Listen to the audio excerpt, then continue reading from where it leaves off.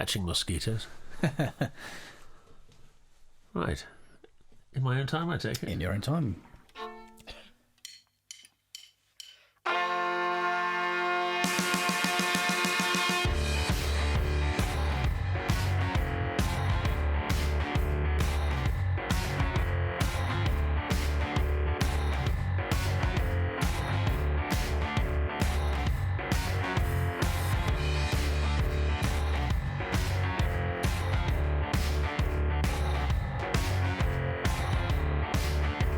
This is Partners in Crime with Adam Croft and Robert Dawes. Hello and welcome to Partners in Crime. Regular listeners will be only too aware that the introduction is traditionally handled by Adam. For those of you now missing his dulcet Bedfordshire tones and currently having to deal with mine, apologies. The fact is, he's a very busy and very important man this week. This is because one of the partners in crime has a book launch this week, and clearly it's not me. So, unaccustomed as I am to making podcast intros, please consider this episode of Partners in Crime well and truly introduced. Thank you.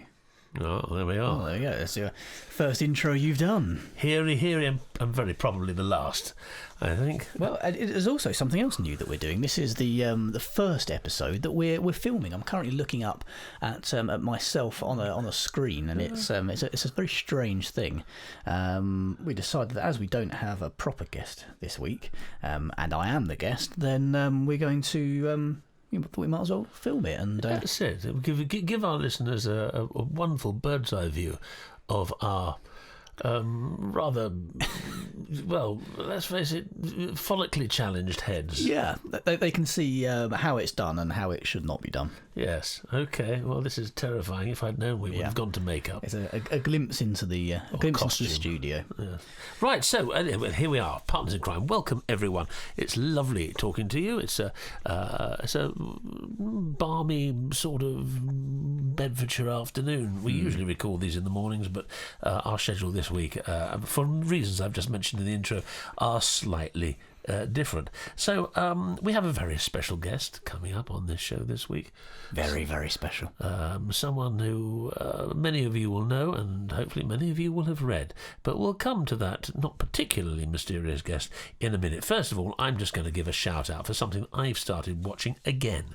And it is, what's that? Oh, yes. Just for the purposes of those watching, I'm pointing to my Partners in Crime mug. We have matching ones. Yes, this is product placement. Yes. I take it. Where's mine? It's over here.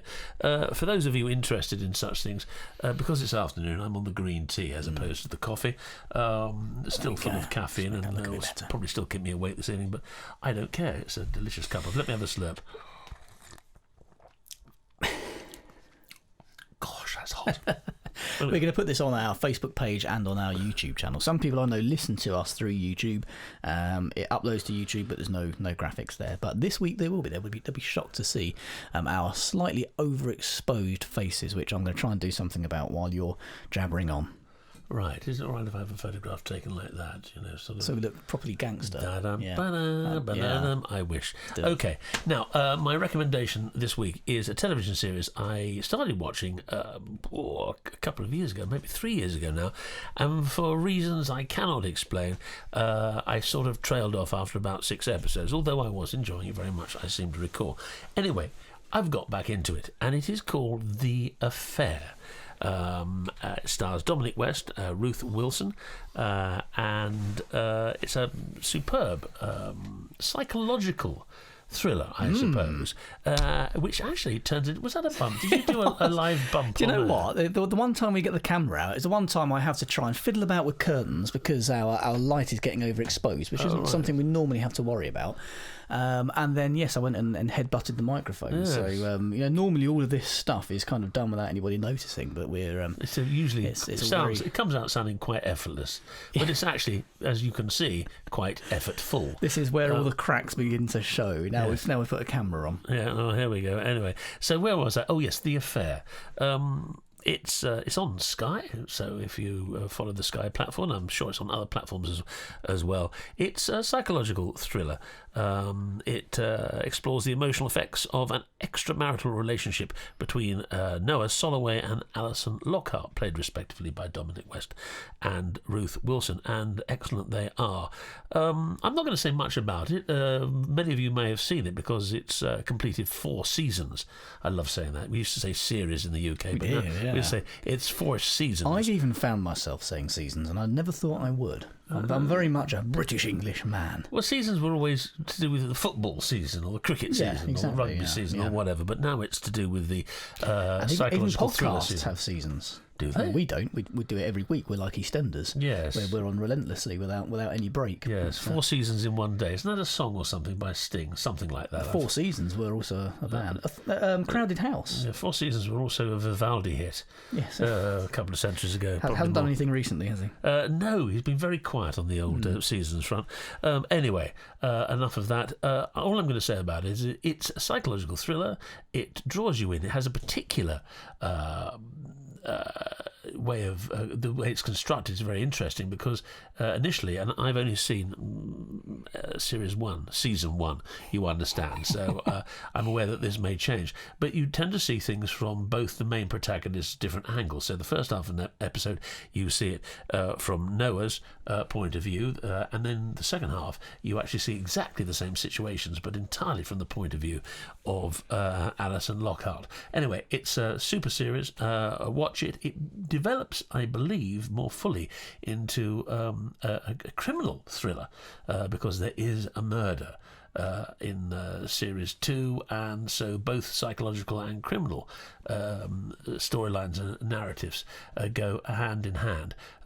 Again, wonderful performances and well worth watching if you fancy spending some time on the east coast of America in a rather beautiful setting with some very fine actors and some great storytelling. So that's it. That is my pick of the week, The Affair. Your pick of the week is a psychological thriller. It is a cycle. Oh, that segues very neatly. Yes. Well, okay, I think the time has come where it is my great pleasure to introduce our special guest. Just in case they think that we couldn't get another guest this week, we could, but we suddenly decided, what's the point of having such an important day a week and not trumpeting ourselves? So, ladies and gentlemen, it is my great pleasure to welcome to Partners in Crime in his capacity as a best-selling crime novelist, the excellent Mr. What's his name? Adam Croft. Thank you. Yeah, very welcome.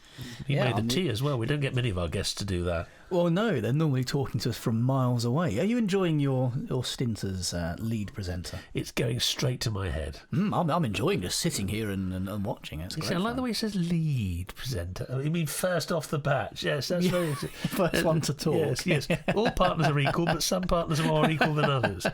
Who wrote that? Oh, all right, you can edit the bloody thing as well, then. No, you do. I'll tell you what, ladies and gentlemen, you must know. I mean, this may look like a fairly simple setup, but you can't see the screen that's in front of us now. It's full massive. Of all. It's a massive screen. For video people, it's from here to here. From here to here. There you go. You can't really see that on there, but yeah. That's it. Yeah, that's it. It's full of all sorts of gizmos and sort of things. I can see something called a compressor, a little clock for ambience, reverb, and lots of squiggly bits every time my voice goes up and down in tone and general loudness. Volume. That's the word. General loudness. Very loudness.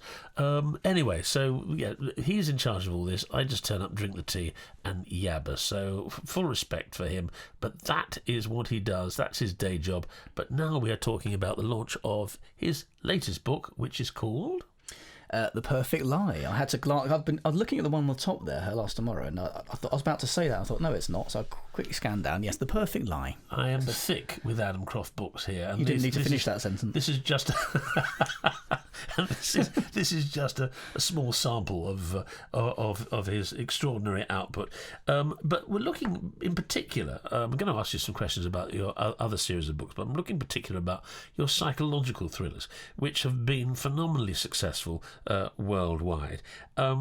And we've talked about this slightly before, but you hit on a particular process which is not one that a lot of writers necessarily use, but using your marketing experience alongside your creative writing experience, you saw that there was an unusual match, and that was what?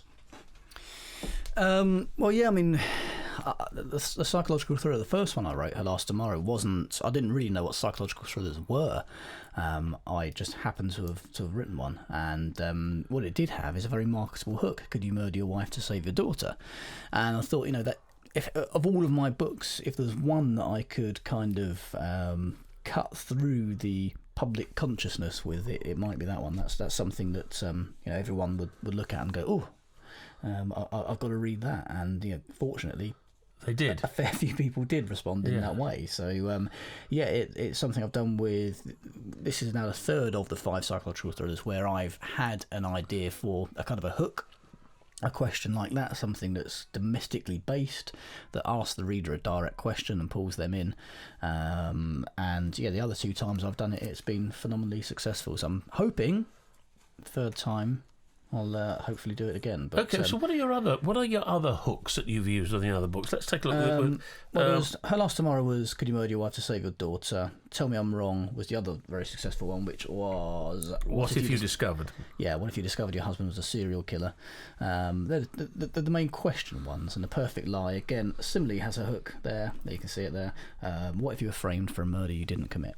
So. And did you actually start off with the hook before you started writing the book, or did you have ideas for the book? You knew what the book was going to be about and where it was going to go, and then thought, right, this is the hook. The hook kind of came first, I think, or at least the concept that the hook came first, because there are other ones that I've written, for example, in Her Image, which is probably, other than this new one I've got out today, is probably a favourite book that I've written. But that didn't do quite as well because it didn't have that kind of tagline and no immediate way of kind of getting the concept across in 7 or 8 words. It's something that you had to have a full blurb to kind of get across what the pull and what the drive of the story was. So I think being able to get it across very succinctly and very quickly in just a few words and in a question and something that speaks to the reader and that everyone can kind of understand and relate to is what's made those successful. So that's why I've got high hopes for The Perfect Lie. And The Perfect Lie is, I must point out, actually, I have just used this interesting technique of having the hook first. My hook was, what if your husband starts writing a book and can't finish it? I can answer that one. Which doesn't quite seem to work as well. So look, right, first of all, it's Friday. What date does the launch for the new book? If you're listening to this on the day of release on the podcast, it will be today, so Friday the 19th of October. Right, Friday the 19th of October. Tell us a bit about the book. Well, yeah, do you want to do your normal thing of just reading out the blurb off the back? Yes, I'm going to make sure I've got the right one here. Tell me I'm wrong. No, that's it. Here it is. Change the habit of a lifetime. The Perfect Lie, and as we tried to do, this is what it sounds like. That's it. Doesn't that sound like a good book? Yeah, it sounds like a good book. Right. What if you were framed for a murder you didn't commit? Amy Walker lives the perfect family life with her husband and 2 young sons, until a knock at the door turns their lives upside down. It's the police. Her father-in-law is dead, and they're arresting her for his murder. The evidence against her is overwhelming. Forensics and witnesses place her at the scene. But there's only one problem. She didn't do it. With her family destroyed and a murder sentence looming, Amy must discover who murdered her father-in-law and why they're so hell-bent on framing her as his killer. This is very, very awkward, being the one being interviewed. I know a couple of times we've done... we've only just started. It'll get more awkward, I can tell you. We've done Just Us episodes a couple of times, in which it's just us having a chat, and we haven't got a live guest, and we discuss things, and they're actually really popular. A couple of dead ones. Yeah, they're normally really popular, but you'll ask me things, and I'll get to bounce it back to you and ask, what about you? But this time I'm kind of sat here focus is very unrelentingly on Adam Croft, the author, this week. So here, we've known each other 7 years, and we work together all the time, so we know each other pretty well. But there's still an awful lot I don't know, or stuff that I sort of know. And so I'm going to go back to beginnings, because we want to find out about how you've 21 books now, something like that. At least, yeah. And whatever. This extraordinary, and it is a bit of a phenomenon you've created, certainly as an indie best-selling author. I mean, as we've said before, I follow a different path, and Adam follows his path, but I'm always fascinated by and learn a great deal from Adam's approach to the business and the way he conducts his business, which is a full-time business. Gets up in the morning and deals with all areas of writing and producing, publishing, and marketing his books, which is phenomenal, and I've got the greatest respect for you for that. So let's go back to beginnings. Let's have Litfest questions. Mm-hmm. How old were you when you started writing? That's a very good question. Depends what you mean by started writing. Well, anything. Apart from the odd Christmas card. Well, whenever I think I was writing stories before I wrote Christmas cards. I mean, the first thing I remember writing when I was probably about 6, something like that. The first actual memory I have of writing something, I got sent out of class in primary school for being me, basically, and the only way they could get me to do anything productive was to sit me in front of this very old, well, probably very new computer then, but very, very old, which is basically just a black screen that you could type stuff into, and you could print out one of those old dot matrix printers. It wasn't the one that Alan Sugar sort of... Probably something like that, or BBC Micro. Was that Amstrad? Yeah, something like that. It's showing my age now.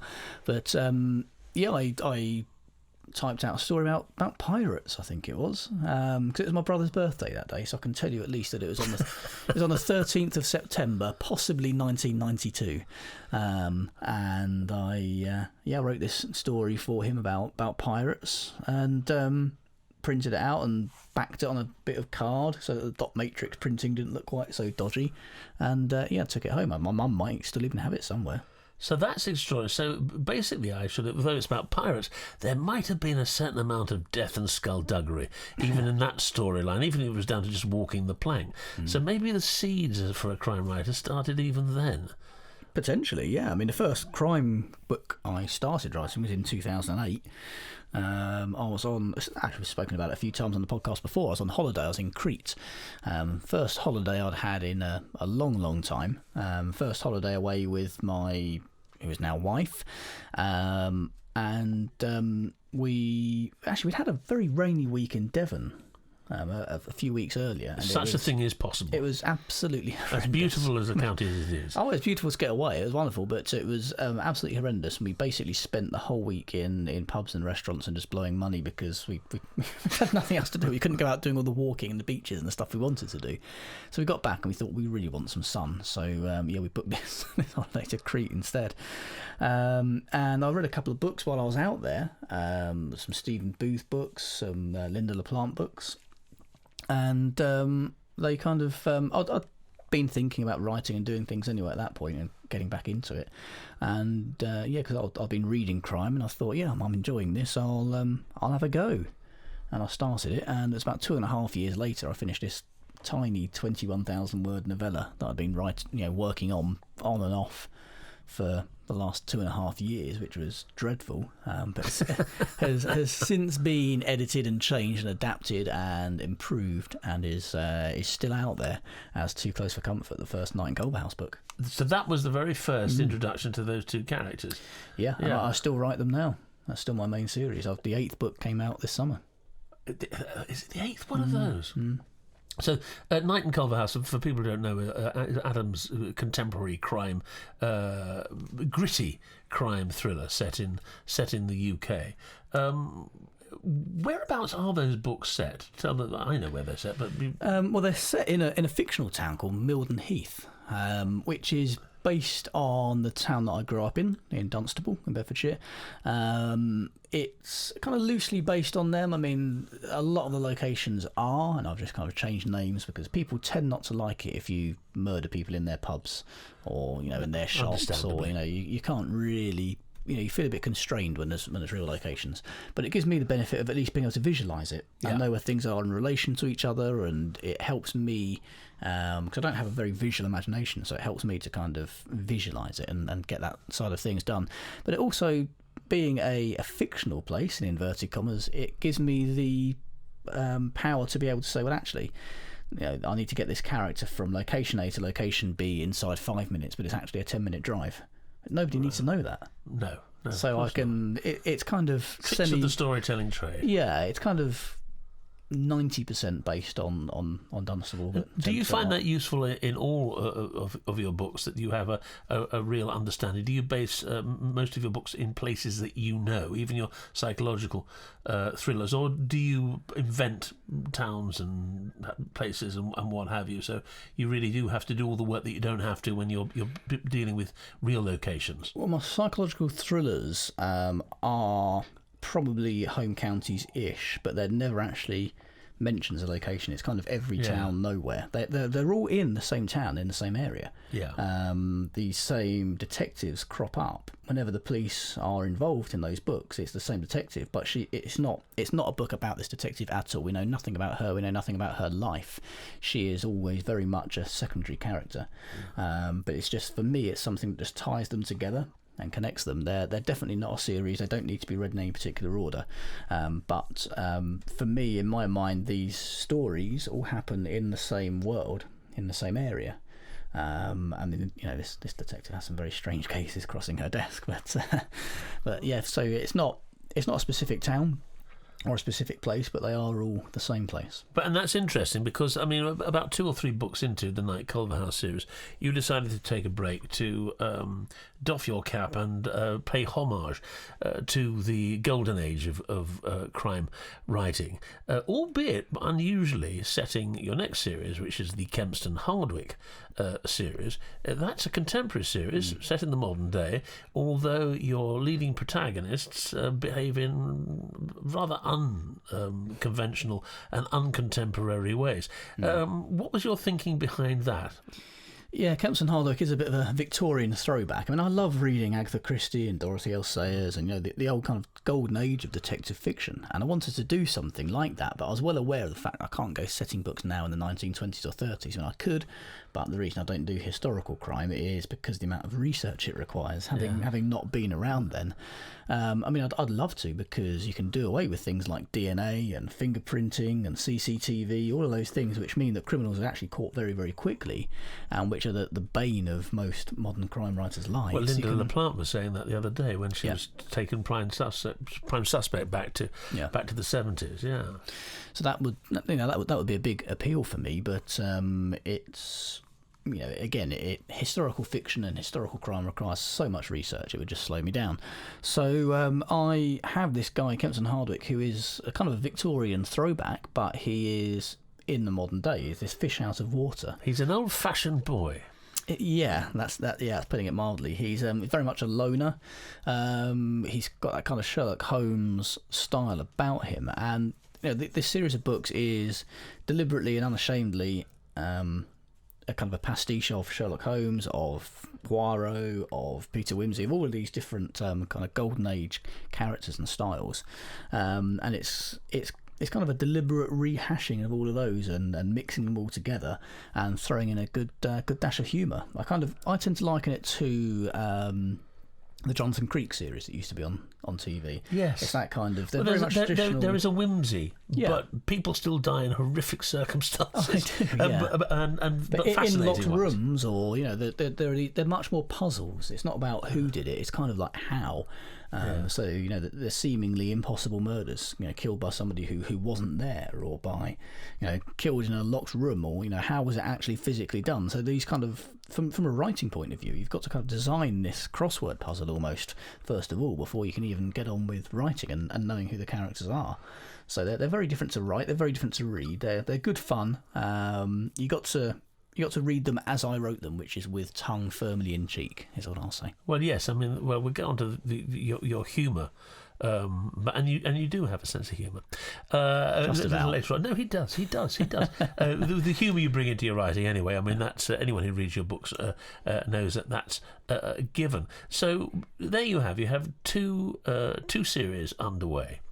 You have your contemporary nitty-gritty, you have your homage to Golden Age, and then you decide you're going to try something else. Now, this is unusual. This is a sort of situation that writers can sometimes get to, 10, 15, even 20 years into a career, especially if they've had a successful series of books and a readership for them that's grown and is substantial.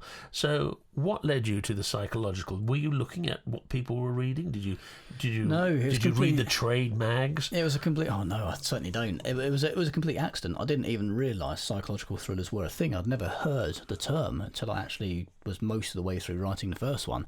The way I always look at them, and the way I wrote the first one, is that it is a crime book, but from the point of view of the victim or the person involved, and the person who has the most dramatic impact on, the person the story has the most dramatic impact on. So that's, for me, that's what a psychological thriller is. That's the way I wrote Her Last Tomorrow, and it just so turns out that is the description of a psychological thriller, which I didn't know. So yeah, it was kind of a lucky coincidence from that point of view. For me, it was just a different way of writing a crime novel. That's one of the reasons why I didn't put it out there and why it sat in the drawer for so long. But yeah, I'm glad I did. Well, yes, and it's given birth to, as I say, these other books here, which are proving to be hugely successful. And you put a lot of work into that. We talk to all the authors that come on Partners in Crime, and they all say the same thing. No matter how big a publisher they have, no matter where they are in the business, more and more marketing has to be done by authors. Authors have to get out there. They have to be on the front foot, and they have to be selling is not the right word. They have to be engaging with the reading public, engaging with their readers, and also hopefully attracting new readers. And the platforms for that are the many festivals that are now available for people to go to throughout the country and throughout the world. You've known about this early doors, excuse the pun, and set about it in your own particular way. There's no such thing as an early doors in that sense. No, slightly later than promised doors, I think would be the thing, even on stage sometimes. So you focused on this, and did your marketing history come into play in like James Patterson, one of the greatest bestseller in the world. He came from an area of marketing which he constantly says has been a great boon to him and helped him become the successful best-selling novelist that he is today. In some ways, I think maybe kind of 20% of it is stuff that I knew before, but largely it's things I've had to learn from the start. I mean, I went from marketing into writing about 5 years before I had my first successful book, and that was my 9th book. So if I'd come into it and if it was my marketing background that did it, it took a hell of a long time to actually work. So I'm not entirely sure that was necessarily what was behind it all, but it can't have hurt. No. Well, I mean, as an indie writer and one of the best known, how do you find yourself accepted now by the establishment, as it were, the established publishing world and the world of festivals and things like that? Is that because there was a time, I remember a conversation several years ago where you used to say, well, there's a sort of a locked door process. If you don't go through the so-called proper channels, then the door is locked to you. Has that door been blown open? I only said to blow the bloody doors off. Excuse my language. In terms of what I think about what the establishment thinks about me. I really couldn't care less. I don't need to. I don't need to care about it. But yeah, literary festivals are things that I really enjoy doing, and that is something that's opening up a lot more. Yeah. I've been asked to do some pretty big literary festivals and events. I mean, for example, in November, I'm a speaker at the Society of Authors AGM.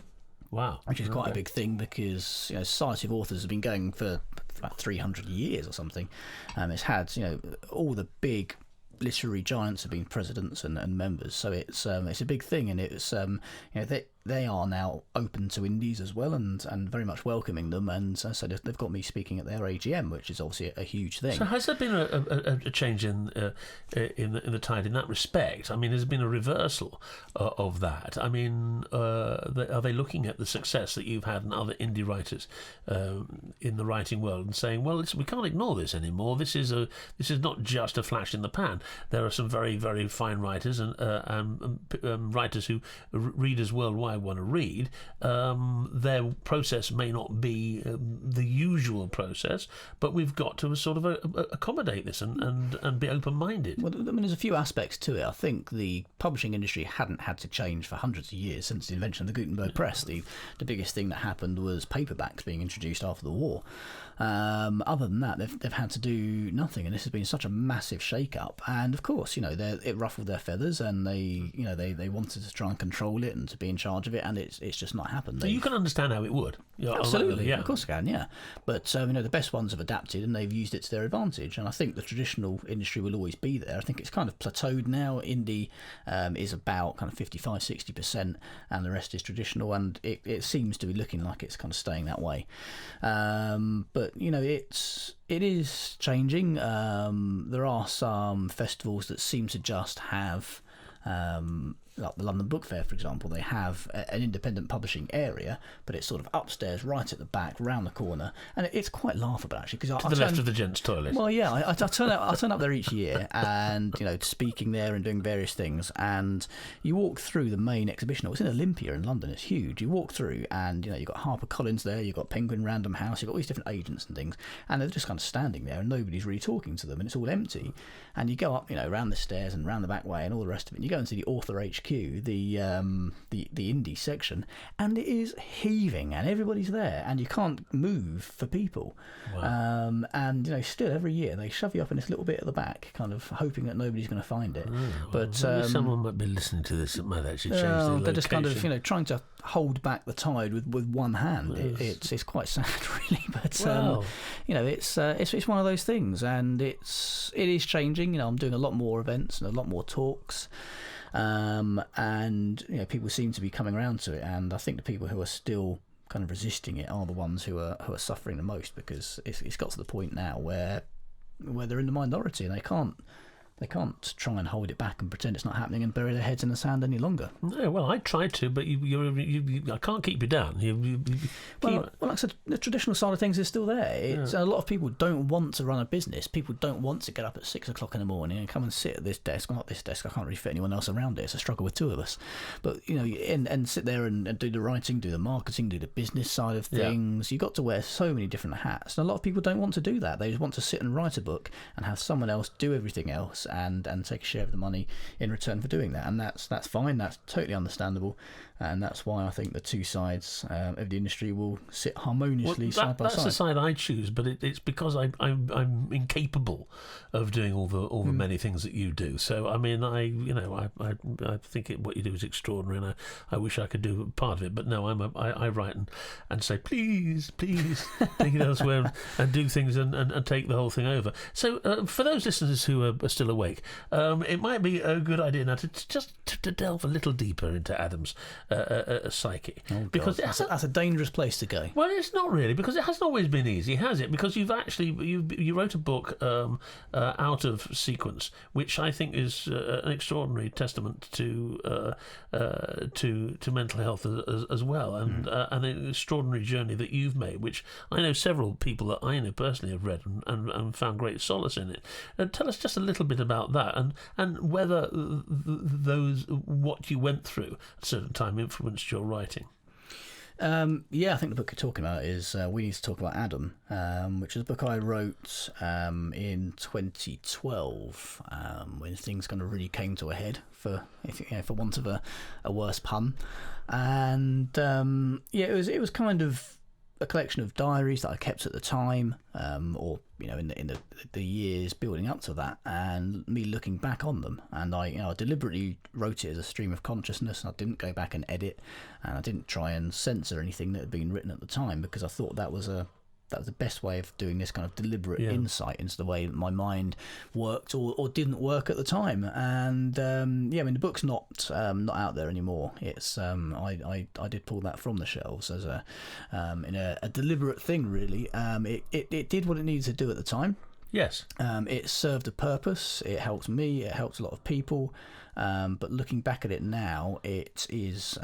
it had a shelf life. It had a shelf life, that's the best way of putting it. It definitely had a shelf life. It did its thing. It did what it needed to do.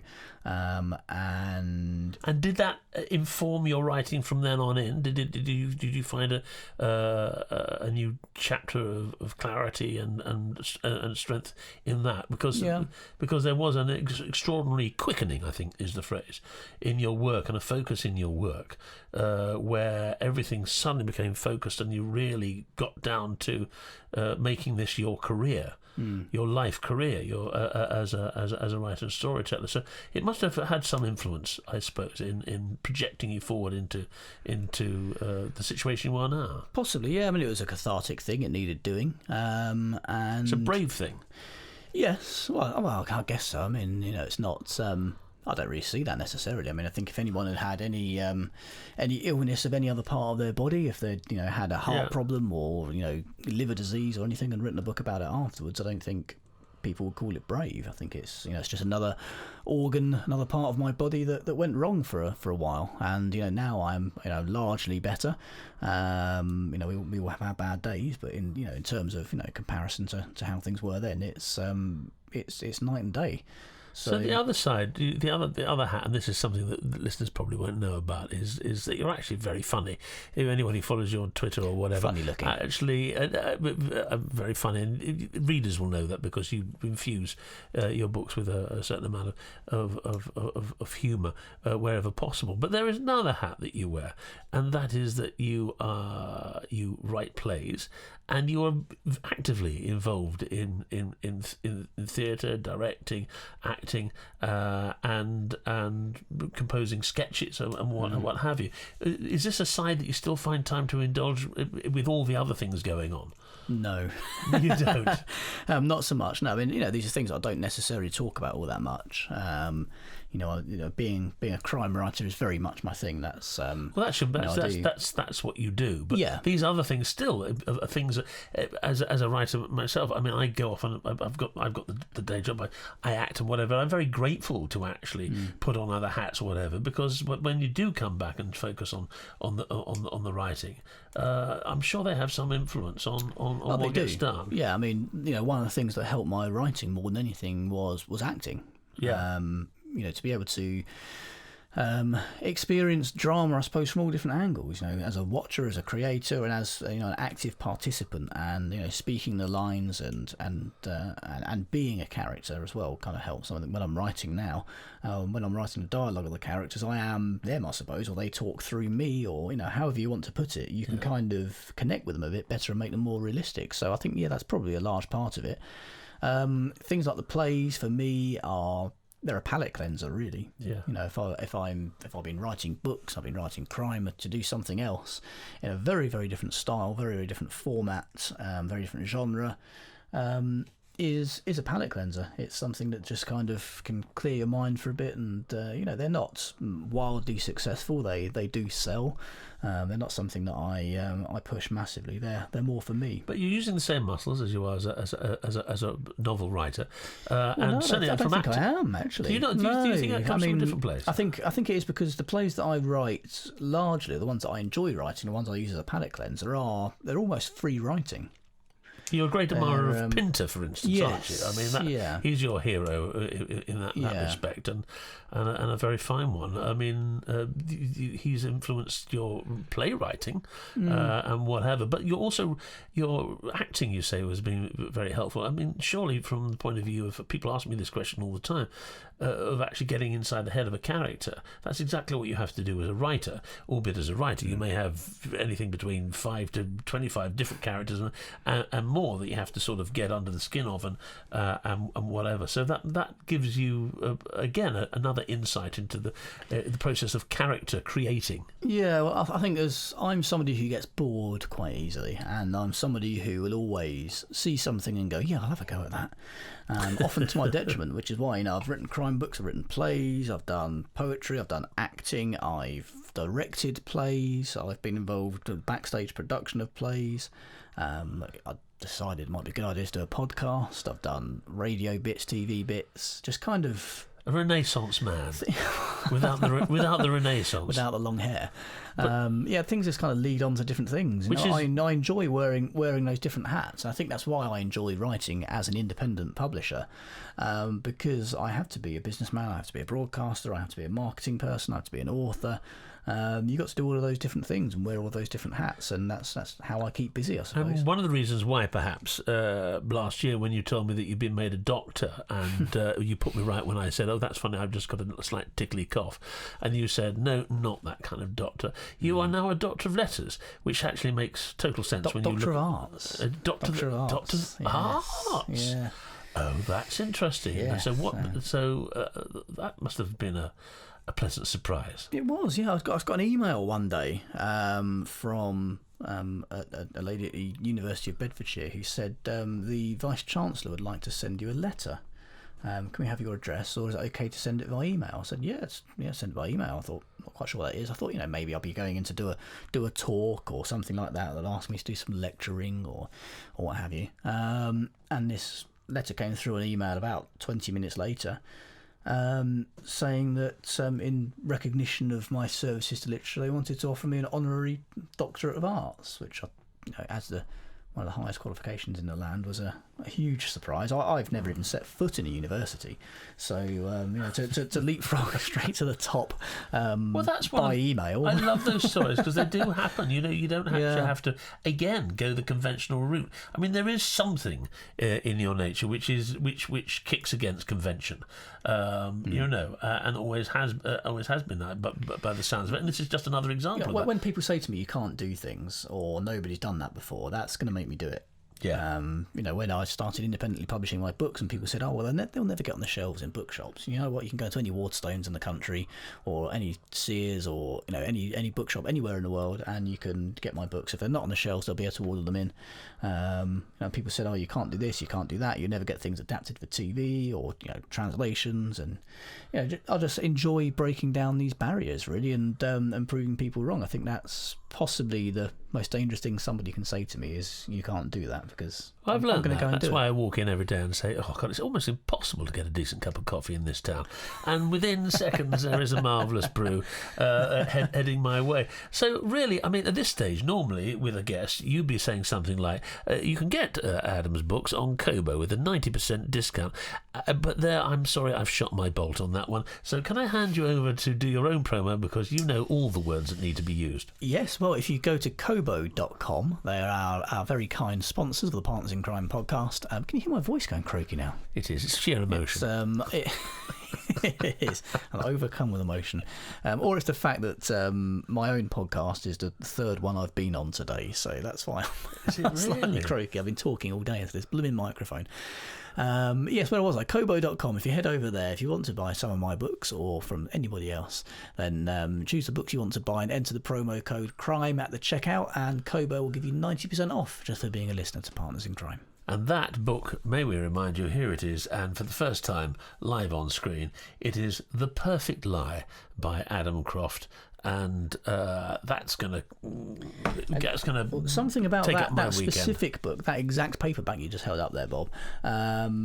If you were listening to this on Friday, on the day that the podcast comes out, on my Facebook page, my Adam Croft Facebook page, there is a launch party tonight at 7 o'clock UK time until 9 o'clock, and there are various things going on. We've got some other authors who are coming on to take over and do various bits and bobs, but one of the prizes that's going to be given away is this exact paperback. This was actually the very, very first one to come off the press. Well, and that's the first ever paperback of this book. So well thumbed. I'm going to sign that and give that away at the launch party. If you're listening to this after 7 o'clock on Friday night, sorry you missed out. When you say party, is it sort of dancing? Is there sort of a nice beige buffet? Yeah, something like that. Cheese on a stick with pineapple. Sausage rolls and sausage rolls. Yeah, it's on Facebook because let's face it, that's where everyone is, and I've got readers all over the world, so there is just no handy place to have it. Even in central London, it's only going to be within. So let's get this straight. Basically, there's no food and there's no booze. No, it's free. Okay, right. Well, there we are. If you fancy going along to Adam's party, and I don't know, I'm just hoping to flog a few books, basically. there's honesty for you. So I think we've done Adam Croft, don't you? I think this has been. Adam Croft certainly feels done. Yeah, but well, yes, stitched up right and proper. So well, it's been a great pleasure talking to you. It's actually quite interesting to actually have a guest that you can actually see the whites of their eyes, because usually our guests are Skyping through. Mine are pretty red and bleary today, though. Oh, no, don't do yourself down. They're looking pretty good. But as I say, this is the end of the beginning of an exciting week for you. By the time you get to listen to this, listeners, The Perfect Lie will be out there, and we'll be gearing up for next week's podcast. Who have we got coming on? It's not going to be me, so just be warned. It's not going to be me next week. And enough of this. We'll get him on when he's got the book out. Yeah, but, that's the main thing. Well, as I said, that's my hook. Yeah. Well, when your husband starts to write a book and he can't get to the end of it. Well, get the book written, then we'll talk. Yeah, that's a good enough deal. Shall we wave? We've never been able to wave, really. No. Shall we wave? Shall we wave over the theme tune? Don't be self-conscious about it. Let's wave over the theme tune. See, I went to RADA. You learned to wave like this. Partners in Crime was presented by Adam Croft and Robert Dawes and produced by Adam Croft. The theme tune was by the Caesareans. The Partners in Crime logo and imagery were designed by Stuart Bache. Partners in Crime is sponsored by Kobo, your favourite local bookshop, perfected.